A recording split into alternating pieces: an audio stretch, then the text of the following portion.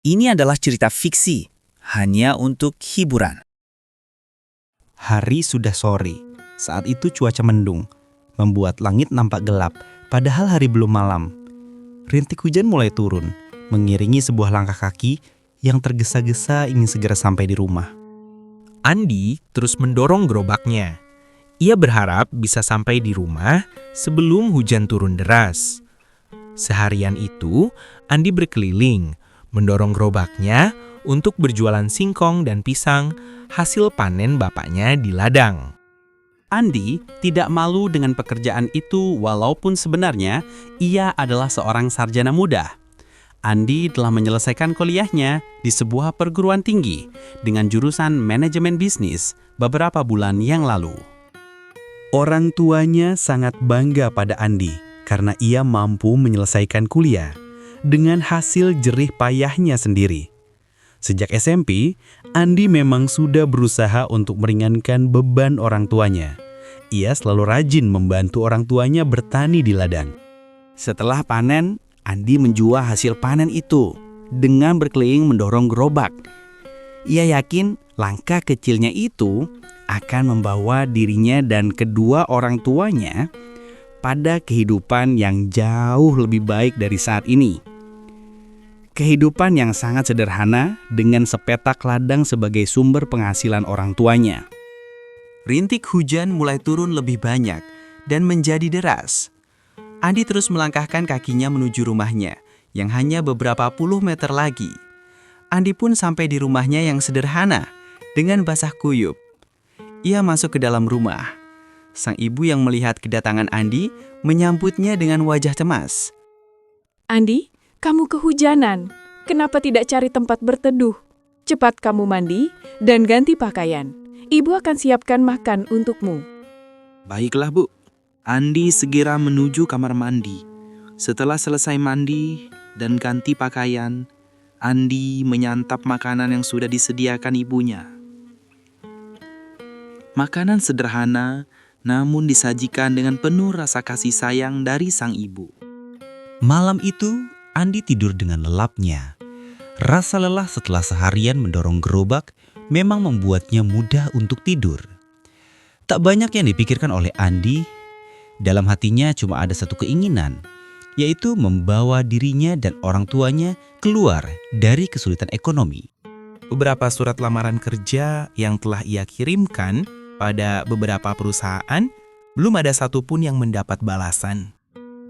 Andi tetap bersabar, terus berusaha dengan yakin. Bagai menelusuri jalan setapak yang menanjak, ia terus melangkah. Hari masih sangat pagi. Andi sudah bangun dari tidurnya. Ia melangkah keluar kamarnya. Di dapur, nampak sang ibu sedang membuat kue yang terbuat dari singkong dan ubi jalar.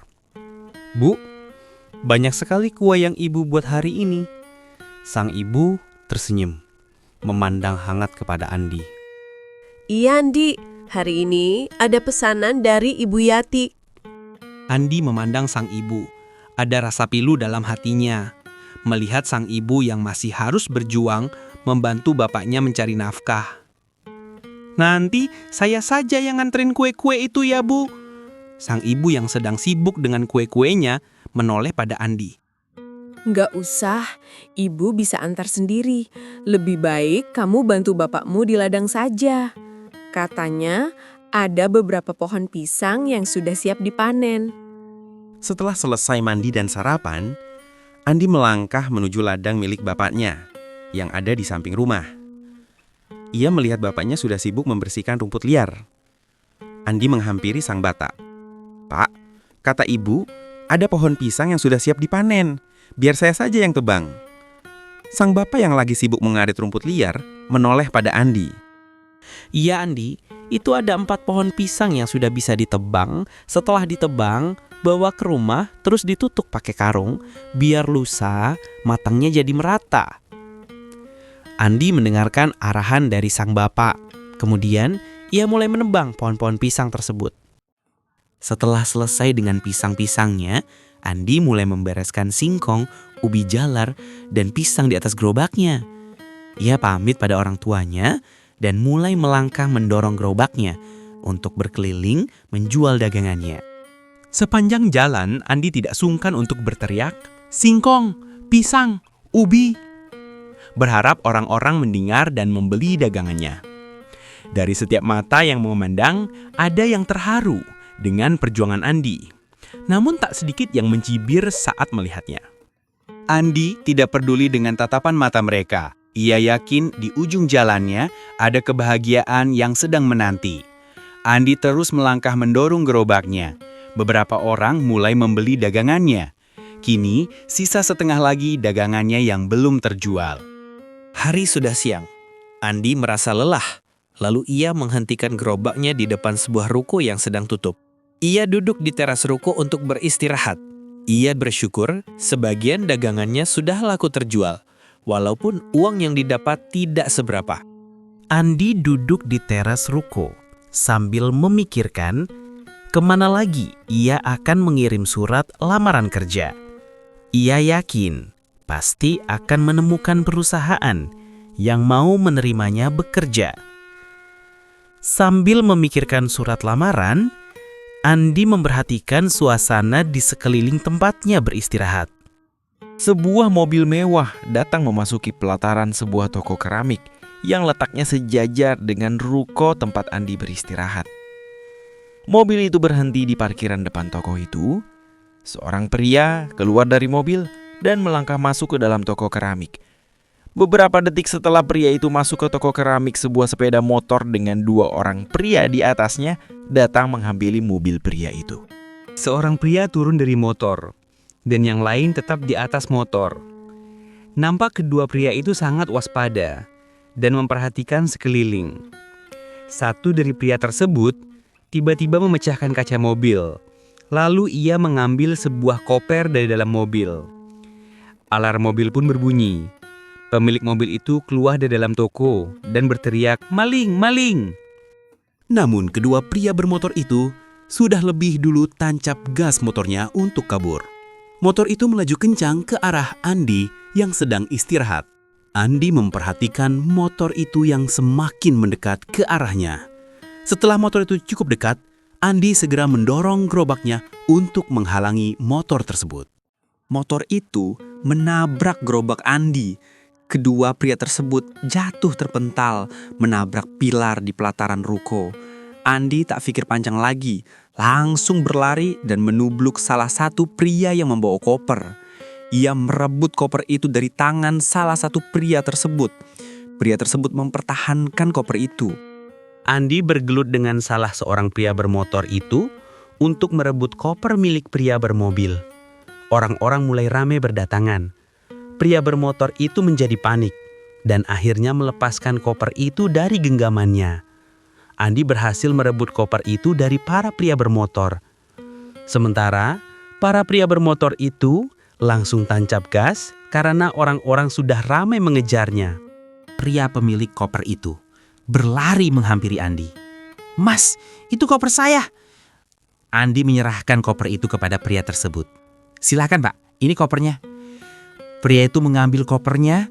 Sambil membeluk erat koper itu, pria tersebut sangat berterima kasih pada Andi. Pria itu mengeluarkan sejumlah uang kertas yang nilainya cukup banyak. Ia memberikannya pada Andi sebagai tanda terima kasih. "Terima kasih sudah menyelamatkan koper saya. Kalau sampai koper ini hilang, saya bisa bangkrut. Isi koper ini adalah uang untuk gaji karyawan dan biaya operasional perusahaan saya. Ini sebagai tanda terima kasih saya, tolong kamu terima." Andi tersenyum melihat pria itu yang menyodorkan sejumlah uang kertas. Ia mendorong tangan pria itu. "Maaf Pak, saya hanya ingin menolong Bapak. Saya tidak ada maksud yang lain. Uangnya Bapak simpan saja untuk keperluan perusahaan Bapak." Pria tersebut terdiam dan memandang Andi.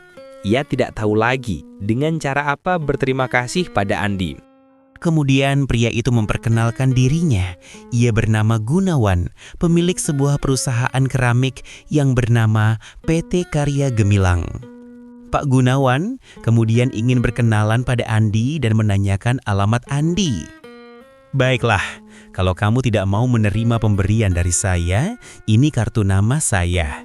Bila esok hari kamu butuh bantuan saya, silakan kamu hubungi saya. Sekali lagi, saya sangat berterima kasih padamu, Andi.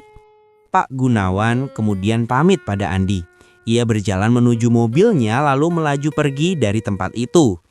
Andi memperhatikan kartu nama pemberian Pak Gunawan. Ia menyelipkan kartu nama itu di kantong celananya. Hari sudah mulai sore. Andi merasa sudah cukup ia berjualan hari ini. Ia merapikan kembali barang dagangannya yang berantakan akibat tertabrak motor tadi. Setelah selesai, ia mulai melanjutkan langkahnya untuk pulang. Sepanjang perjalanan pulang, Andi kembali memikirkan rencananya untuk mengirim beberapa surat lamaran kerja.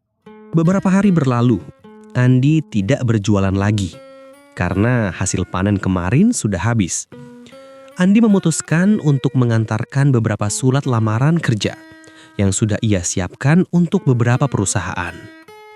Andi memasukkan surat-surat lamaran itu ke dalam sebuah tas. Setelah pamit pada orang tuanya, Andi berangkat menelusuri jalan-jalan kota di mana kantor-kantor perusahaan berada. Andi menghampiri setiap gedung perkantoran yang ia temui. Ia tak sungkan untuk memberikan surat lamaran kerjanya. Walau beberapa perusahaan memang sedang tidak membuka lowongan pekerjaan. Semua surat lamaran yang ia bawa sudah selesai ia berikan pada beberapa perusahaan. Hari sudah siang. Andi berniat untuk pulang. Ia berjalan di tepian jalan raya menuju sebuah halte bus. Dari arah belakang, sebuah sepeda motor melaju dengan kencang. Andi memperhatikan motor yang lewat itu dengan rasa khawatir. Tiba-tiba, motor itu nampak panik dan tak terkendali saat mobil di depannya mengerem mendadak. Motor itu semakin tak terkendali dan menabrak trotoar jalan. Pengendara motor itu terpental dan menghantam pilar di tepian jalan. Andi yang melihat jelas kejadian itu berlari menghampiri pengendara motor tersebut. Ternyata seorang perempuan. Ia tak sadarkan diri, lukanya cukup parah. Andi segera memanggil taksi yang kebetulan lewat. Dengan dibantu beberapa orang, Andi mengangkat perempuan itu ke dalam taksi, kemudian membawa perempuan itu ke rumah sakit terdekat. Setelah sampai di rumah sakit, Andi segera membawa perempuan itu ke ruang gawat darurat. Perempuan itu telah ditangani oleh tim medis. Kondisinya kritis. Andi sangat berharap dokter yang menangani bisa menolong perempuan itu. Andi mengambil sebuah tas yang dibawa perempuan itu. Terpaksa, ia harus memeriksa isi tas itu untuk mencari tahu siapa perempuan itu dan siapa keluarganya yang bisa dihubungi. Andi mendapatkan sebuah kartu identitas. Perempuan itu bernama Riani, berusia 22 tahun. Dan sebuah handphone yang dikunci dengan password. Andi kebingungan karena tidak ada keluarga Riani yang bisa dihubungi. Ia memutuskan untuk mendatangi alamat Riani saja untuk memberitahu keluarganya. Baru saja Andi melangkah beberapa langkah, ada suara panggilan di HP Riani. Andi segera menerima panggilan itu. Rupanya, ibunya Riani yang menghubungi. Namun, sang ibu heran dan curiga, kenapa handphone Riani ada di tangan Andi? Siapa ini? Kenapa handphone anak saya ada sama kamu? Di mana Riani? Andi menjelaskan semua pada ibunya Riani, bahwa Riani kecelakaan di jalan dan sekarang berada di rumah sakit. Sang ibu mendengarkan penjelasan Andi. Ibu itu menjadi panik. Ia memutuskan telepon untuk segera datang ke rumah sakit. Andi kerasa cukup lega karena sudah memberitahukan keadaan Riani pada ibunya. Ibunya Riani sudah sampai di rumah sakit. Andi menyerahkan tas yang dibawa Riani pada ibunya. Andi juga menjelaskan lebih detail tentang kecelakaan itu pada ibunya Riani. Sang ibu mendengarkan penjelasan Andi. Ia mengucapkan terima kasih pada Andi dan juga menanyakan alamat tempat tinggal Andi. Setelah berbincang sebentar, Andi pamit pada ibunya Riani. Sekali lagi, sang ibu mengucapkan terima kasih pada Andi. Terima kasih ya Andi. kamu sudah menolong Riani. Andi berjalan meninggalkan rumah sakit. Ia melanjutkan perjalanannya untuk pulang. Tak lama setelah Andi pergi dari rumah sakit, Pak Gunawan datang ke rumah sakit. Ternyata Riani adalah putri sematawayang Pak Gunawan. Di ruangan tunggu, sang istri menjelaskan semua yang disampaikan Andi pada Pak Gunawan. Pria itu tertegun mendengar penjelasan istrinya. Apakah Andi yang menolong putrinya adalah orang yang sama yang telah menolongnya beberapa hari yang lalu? Seperti yang disampaikan istrinya, dari ciri-ciri dan alamat rumahnya, sepertinya memang orang yang sama. Apakah dia orang yang sama? Kenapa bisa kebetulan begini? Apakah memang cuma kebetulan? Ada rasa heran di benak Pak Gunawan. Namun ia singkirkan dulu perasaan itu. Sekarang, ia sungguh khawatir dengan kondisi Riani yang masih belum sadar. Seorang dokter keluar dari ruangan tempat Riani ditangani.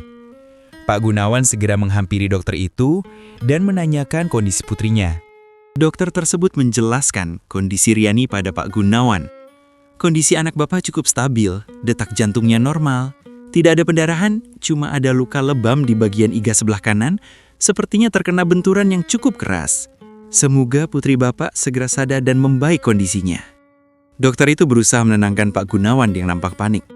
Beberapa jam kemudian, Riani sudah mulai sadar dan membuka matanya. Ia merasa pusing dan aneh karena sudah berada di rumah sakit. Pak Gunawan dan istrinya nampak senang mengetahui Riani sudah sadarkan diri. Namun mereka belum diizinkan menemui Riani di dalam ruangannya. Di rumahnya, Andi melangkah menuju gubuk yang ada di tepi ladang milik bapaknya. Andi duduk di gubuk panggung itu. Ia memandangi tanaman-tanaman yang ada di ladang. Bapaknya yang sedang berada di ladang datang menghampiri. Andi, pohon singkongmu sebelah sana itu sudah bisa dipanen. Besok kamu bantu bapak ya, manen singkong-singkong itu. Andi mengangguk, menerima tugas dari bapaknya. Baik, Pak. Besok saya bantu panennya. Ladang itu memang menjadi sumber nafkah untuk keluarga Andi. Bapaknya sangat merawat dan memanfaatkan ladang itu. Ia sangat ahli dalam bertani di ladang. Siang itu, setelah selesai bekerja di ladang, Andi rebahan di kamarnya untuk istirahat. 1 bulan telah berlalu. Belum ada satupun panggilan dari perusahaan-perusahaan tempat Andi memberikan surat lamaran kerjanya. Andi tidak tahu kemana lagi ia akan memberikan surat lamaran kerjanya. Saat Andi sedang merenung, sebuah mobil mewah berhenti di halaman rumah Andi. Kemudian terdengar suara orang mengucapkan salam. Assalamualaikum, permisi. Sang ibu yang mendengar suara itu melangkah membuka pintu. Tamu itu tersenyum melihat ibunya Andi, lalu menanyakan Andi pada sang ibu. Maaf ibu, apa benar Andi tinggal di sini? Apa kami bisa bertemu Andi? Sang ibu membenarkan pertanyaan tamu itu. Ia segera masuk dan memberitahu Andi ada tamu yang ingin bertemu dengannya. Andi bangun dan melangkah keluar. Ia sedikit penasaran, ingin tahu siapa yang datang ingin bertemu. Andi benar-benar tak menyangka. Ternyata tamu yang datang adalah Pak Gunawan dengan istrinya dan juga Riani yang nampak sudah sehat. Andi mempersilahkan duduk pada Pak Gunawan dan keluarganya. Sedikit kikuk, Andi menyapa Riani. Hai, gimana keadaanmu? Sepertinya sudah sembuh. Riani tersenyum dan mengangguk pada Andi. Iya, saya sudah sembuh. Kami sekeluarga sengaja datang ke sini untuk ngucapin terima kasih atas pertolonganmu. Andi mengangguk dan benar-benar ia jadi salah tingkah di depan Riani dan keluarganya. Pak Gunawan, Ibu dan Riani, maaf rumah saya begini, sederhana. Pak Gunawan tersenyum pada Andi. Ia merasa bahwa Andi memang orang yang baik dan penuh kesederhanaan. Mereka mulai berbincang. Andi memperkenalkan kedua orang tuanya pada Pak Gunawan dan istrinya, juga pada Riani. Cukup lama dua keluarga itu berbincang dan bersenda gurau. Kemudian Pak Gunawan bertanya sedikit lebih dalam pada Andi. Ia menanyakan tentang pendidikan Andi. Dengan lugas, Andi mengatakan kalau ia sudah selesai kuliah beberapa bulan lalu. Pak Gunawan nampak terkesima setelah mendengar penjelasan Andi. Ia tak menyangka seorang penjual singkong keliling ternyata seorang sarjana muda. Walau belum mengenal Andi lebih jauh, Pak Gunawan merasa simpatik pada Andi. Ia ingin Andi mau bekerja di perusahaannya. Pak Gunawan mulai sedikit memahami siapa Andi. Ia tidak mau Andi merasa ini adalah imbalan dari kebaikan Andi. Andi, perusahaan saya sedang membutuhkan seorang manajer. Saya sangat ingin kamu mau jadi junior manajer di perusahaan saya. Ini bukan soal balas budi, tapi saya memang benar-benar membutuhkan seorang junior manajer. Kamu mau ya? Pak Gunawan merasa Andi adalah orang yang jujur dan bertanggung jawab dengan pekerjaannya. Andi menunduk. Ia mempertimbangkan tentang perkataan Pak Gunawan. Saat itu juga Riani ikut bicara dan mendukung perkataan ayahnya. Ia meminta Andi agar mau menerima permintaan ayahnya. Andi, kamu mau ya? Kalau kamu nggak mau, aku akan sangat kecewa dan marah padamu. Dalam hatinya, Andi cukup kaget mendengar Riani yang juga memintanya menerima permintaan Pak Gunawan dengan kalimat yang agak memaksa. Andi yang memang sedang membutuhkan pekerjaan, akhirnya menerima dan menyetujui permintaan itu. Baiklah Pak, saya mau bekerja di perusahaan Bapak. Pak Gunawan tersenyum senang dengan ucapan Andi. Begitu pula Riani, yang memang sudah merasakan kebaikan Andi. Andi, besok kamu datang ke kantor saya, bawa surat lamarannya. Dan saya ingin besok kamu sudah siap bekerja. Seketika perasaan Andi menjadi campur aduk. Ada rasa gembira karena mendapat pekerjaan yang selama ini ia impikan. Ada rasa khawatir karena ia belum punya pengalaman bekerja di kantor. Andi tersenyum memandang Pak Gunawan. Baik Pak, besok saya akan datang ke kantor Bapak. Riani tersenyum memperhatikan sosok Andi. Ia juga senang karena Andi mau menerima tawaran ayahnya. Dalam hatinya, ia merasa ada sesuatu pada diri Andi yang membuatnya terkesima. Sesuatu yang mampu menyentuh hatinya. Sesuatu yang membuatnya merasa nyaman. Hari sudah sore. Pak Gunawan dan keluarganya pamit pada Andi dan orang tuanya. Mobil mewah itu mulai melaju meninggalkan halaman rumah Andi. Kemudian, Andi menjelaskan tentang siapa Pak Gunawan dan bagaimana ia sampai mengenal Pak Gunawan pada ibu dan bapaknya. Esok hari, Andi datang menemui Pak Gunawan di kantornya. Selama 1 jam, Pak Gunawan memberikan pengarahan dan penjelasan pada Andi tentang pekerjaannya di kantor itu. Andi mendengarkan semua penjelasan dari Pak Gunawan. Andi, kamu sudah siap ya hari ini? Kamu sudah mulai bekerja di kantor ini? Saya harap kamu bisa menjalankan pekerjaanmu dengan sebaik-baiknya. Tolong jangan kecewakan saya. Andi memahami semua perkataan Pak Gunawan. Baik Pak, saya akan bertanggung jawab dengan pekerjaan saya. Dengan berbekal pengarahan dari Pak Gunawan dan pengalamannya magang pada saat kuliah dulu, Andi mulai mengerjakan tugas-tugasnya di kantor itu. Hari terus berganti. Sudah 3 bulan Andi bekerja di perusahaan itu. Pak Gunawan terus memperhatikan kinerja Andi. Ternyata ia memang tidak salah pilih. Prestasi Andi sangat baik di perusahaan itu.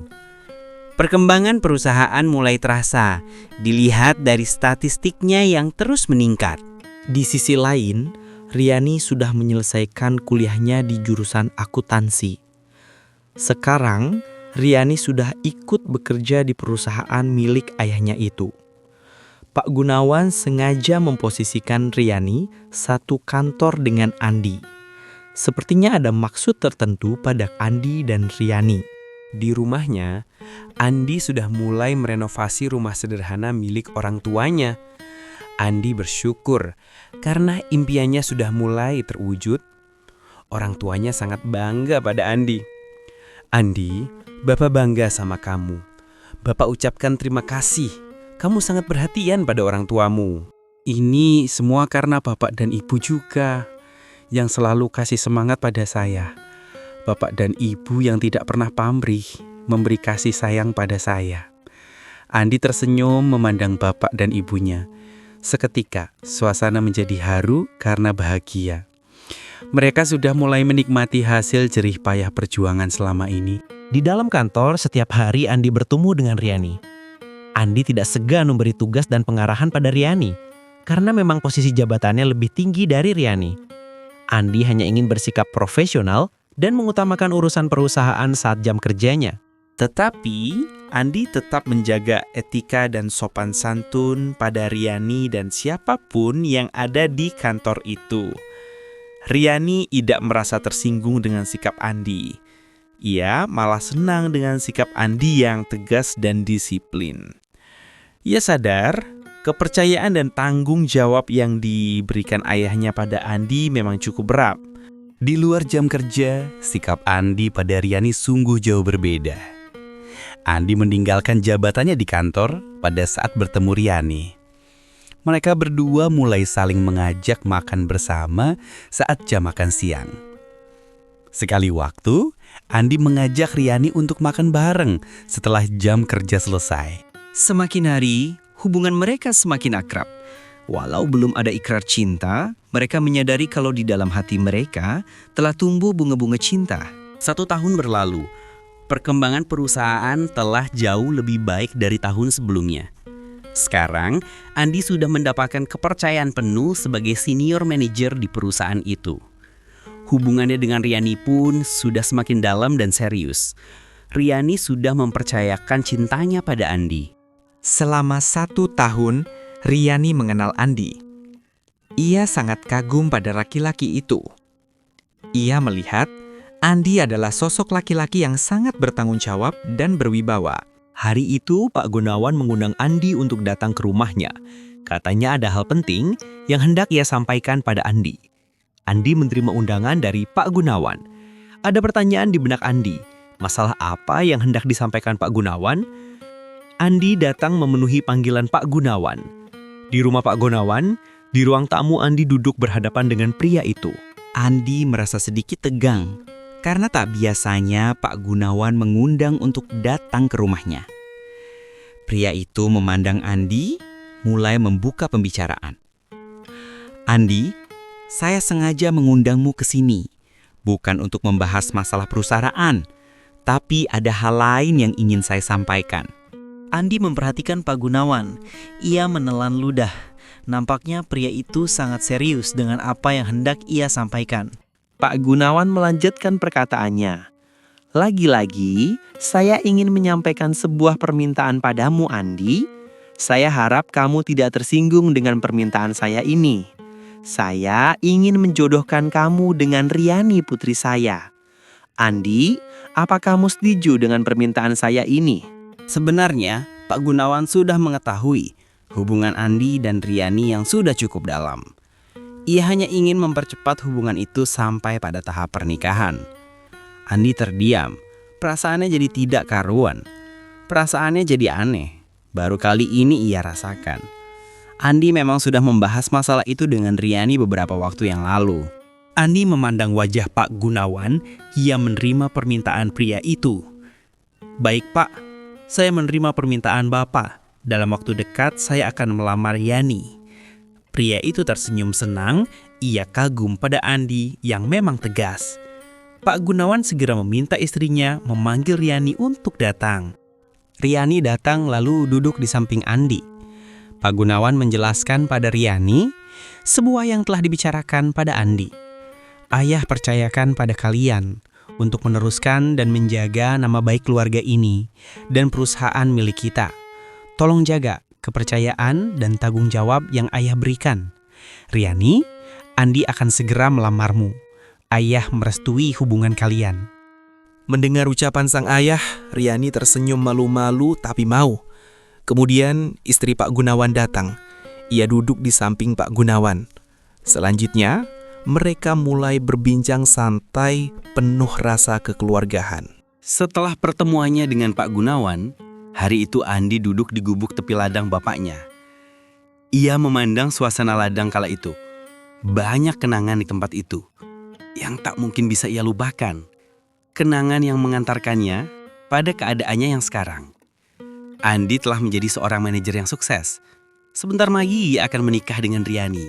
Lengkap sudah kebahagiaan Andi. Langkah kecilnya telah berhasil. melewati sebuah jalan setapak yang berkerikil dan menanjak. Andi telah sampai di tempat impiannya. Ia sudah merasakan hembusan angin yang sejuk membasuh semua rasa lelahnya. Bias sinar kebahagiaan kini telah menyelimuti hatinya.